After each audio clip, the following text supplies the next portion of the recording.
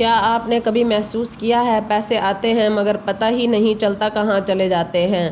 گھر میں ہر چیز موجود ہے لیکن سکون نہیں، ہر وقت ٹینشن، بیماری، پریشانیاں، اور کبھی کبھی تو ایسا لگتا ہے جیسے اللہ نے ہماری زندگی سے برکت ہی اٹھا لی ہو۔ لیکن اگر میں آپ سے کہوں کہ بعض اوقات برکت ختم ہونے کی اصل وجہ پتہ ہے کیا ہوتی ہے؟ ہماری اپنی چند عادتیں ہوتی ہیں۔ تو آج کی ویڈیو آپ کی سوچ بدل دے گی، اور آخر میں آپ کو ایک ایسا عمل بتاؤں گی جو انشاءاللہ اللہ تعالیٰ آپ کے گھر میں رحمت، سکون اور برکت عطا فرمائے گا انشاءاللہ۔ السلام علیکم، آئی ہوپ سو آپ سب ٹھیک ٹھاک ہوں گے۔ آئی ایم آلسو گڈ الحمدللہ۔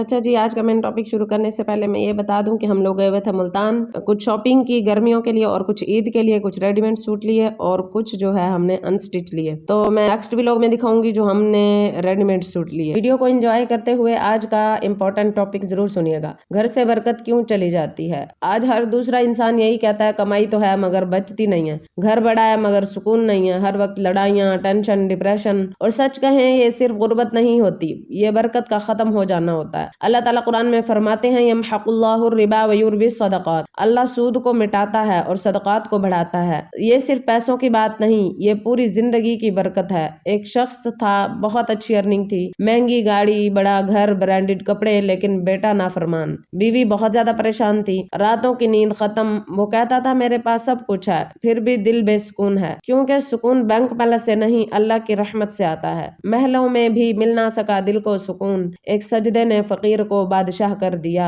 بات کروں گی کہ ایسا کیا ہے جس کی وجہ سے ہمارے گھر سے برکت اٹھتی ہے۔ نمبر 1 پہ ہے نماز کی کمی۔ گھر سے برکت جانے کی سب سے بڑی وجہ ہوتی ہے جب ہم نماز سے دور ہو جاتے ہیں۔ آج ہم موبائل کو چارجر کرنا بالکل نہیں بھولتے، لیکن روح کو چارجر کرنا بھول جاتے ہیں۔ اور یاد رکھیں جس گھر میں نماز نہیں ہوتی وہاں رحمت کے فرشتے کم آتے ہیں۔ اور اللہ تعالیٰ اپنے قرآن میں ہر جگہ فرماتے ہیں کہ الا بذکر اللہ تطمئن القلوب، خبردار دلوں کا سکون صرف اللہ کے ذکر میں ہے۔ تو کبھی غور کیا پہلے زمانے میں لوگ کم کماتے تھے لیکن خوش بہت زیادہ رہتے تھے آج انکم بھی زیادہ ہے لیکن انزائٹی بھی زیادہ ہے، کیونکہ پہلے گھروں میں قرآن کی آواز آتی تھی، اب صرف نوٹیفیکیشنز کی آواز آتی ہے۔ ہم نے دنیا کو دل میں جگہ دے دی اور پھر دل سے سکون چلا گیا۔ اور دوسری بات یہ ہے حرام کمائی۔ اگر گھر میں حرام کمائی آئے تو برکت چلی جاتی ہے، چاہے سود ہو، جھوٹ ہو، دھوکہ ہو یا کسی کا حق مارنا۔ حرام مال وقتی خوشی دیتا مگر سکون چھین لیتا ہے۔ نبی کریم صلی اللہ علیہ وسلم نے فرمایا وہ جسم جنت میں داخل نہیں ہوگا جو حرام سے پلا ہوا ہو۔ ٹھیک ہے، بعض لوگ کہتے ہیں یار بزنس تو گرو کر رہا ہے لیکن گھر ٹوٹ رہے ہیں، کیونکہ گروتھ اور بلیسنگ میں فرق ہوتا ہے۔ حرام لقموں نے یہ اثر دکھایا، دعا مانگی مگر آسمان خاموش رہا۔ تیسری بات یہ ہے کہ ماں باپ کی نافرمانی،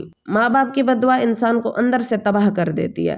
آج ہم سوشل میڈیا پر اتنے بڑے بڑے سٹارز کو دیکھتے ہیں، ان کو رسپیکٹ دیتے ہیں، لیکن گھر میں ماں باپ کی بات سننا پسند ہی نہیں کرتے، اور پھر کہتے ہیں زندگی میں سکون کیوں نہیں ہے۔ اللہ تعالیٰ فرماتے ہیں اپنے قرآن میں وَبِالْوَالِدَيْنِ إِحْسَانًا، اور والدین کے ساتھ اچھا سلوک کرو۔ ذرا سوچیں، ایک ماں راتوں کو جاگ کر بچے پالتی ہے اور بڑے ہو کر وہی بچے کہتے ہیں امی آپ کو کچھ پتہ ہی نہیں ہے۔ یہ الفاظ ماں کے دل کو توڑ دیتے ہیں۔ ماں کے قدموں میں جو جنت رکھی گئی، اس راز کو سمجھنے میں لوگ عمر گزار دیتے ہیں۔ اور چوتھی بات یہ ہے کہ گھر میں قرآن نہ پڑھنا۔ جس گھر میں قرآن نہیں پڑھا جاتا وہ گھر آہستہ آہستہ اندھیروں میں چلا جاتا ہے۔ صرف ڈیکوریشن سے گھر خوبصورت نہیں بنتا، گھر خوبصورت بنتے ہیں اللہ کے ذکر سے۔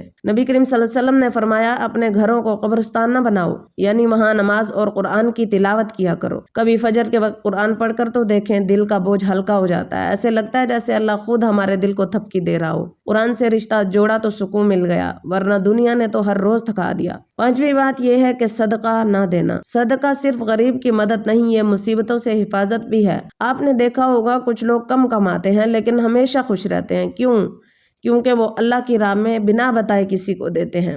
کبھی کبھی انسان بتاتا ہے، کبھی کبھار سامنے والے کو موٹیویشن ملتی ہے اور وہ بھی اللہ کی راہ میں دینا پسند کرتا ہے۔ اللہ فرماتے ہیں وَيُرْبِي الصَّدَقَاتِ، اللہ صدقات کو بڑھاتا ہے۔ کبھی کسی بھوکے کو کھانا کھلا کر تو دیکھیں، اس میں جو سکون آپ کو ملے گا اس کا آپ سوچ بھی نہیں سکتے۔ اتنا سکون ملتا ہے جو آپ لوگوں کو ایکسپینسو شاپنگ سے بھی نہیں ملے گا۔ جو دوسروں کے غم بانٹ لیتے ہیں اللہ ان کے دلوں میں سکون بھر دیتا ہے۔ اگر آپ چاہتے ہیں کہ آپ کے گھر میں سکون آئے، رحمت آئے، برکت آئے، تو آج سے صرف 3 کام کرنا شروع کر دیں۔ نماز کی پابندی، روز تھوڑا قرآن اور چھپا ہوا صدقہ۔ یقین کریں اللہ حالات بدلنے میں دیر نہیں لگاتا۔ اگر گھر میں سکون چاہیے تو یہ کام بالکل بھی نہ چھوڑیں، ٹھیک ہے؟ نماز بھی نہ چھوڑیں، روزانہ قرآن کی تلاوت بھی نہ چھوڑیں، والدین سے نرمی سے بات کریں اور ہمیشہ سچ بولیں، حلال رزق کمائیں، جب گھر کے اندر داخل ہوں تو سلام کریں، صبح شام کی دعائیں پڑھیں اور کوشش کریں روزانہ یہ کام بھی لازمی کریں کہ ایک مرتبہ سورۃ البقرہ روز اپنے گھر میں چلا کے رکھا کریں۔ اگر آج گھر سے سکون ختم ہو رہا ہے نا تو صرف قسمت کو الزام نہ دیں، اپنے اعمال کو بھی دیکھیں،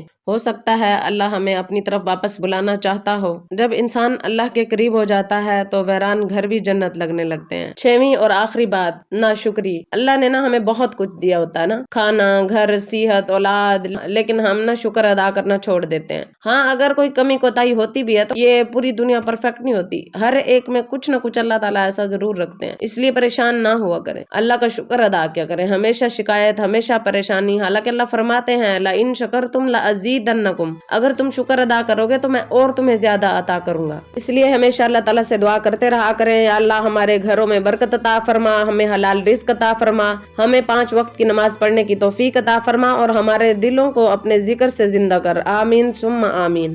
اگر یہ ویڈیو دل کو اچھی لگی ہو تو اسے شیئر ضرور کیجیے گا، کیا پتا آپ کے ایک شیئر سے کسی کی زندگی بدل دے۔ تو ملتے ہیں کسی نیکسٹ اچھے سے ولاگ کے ساتھ، تب تک کے لیے فی امان اللہ۔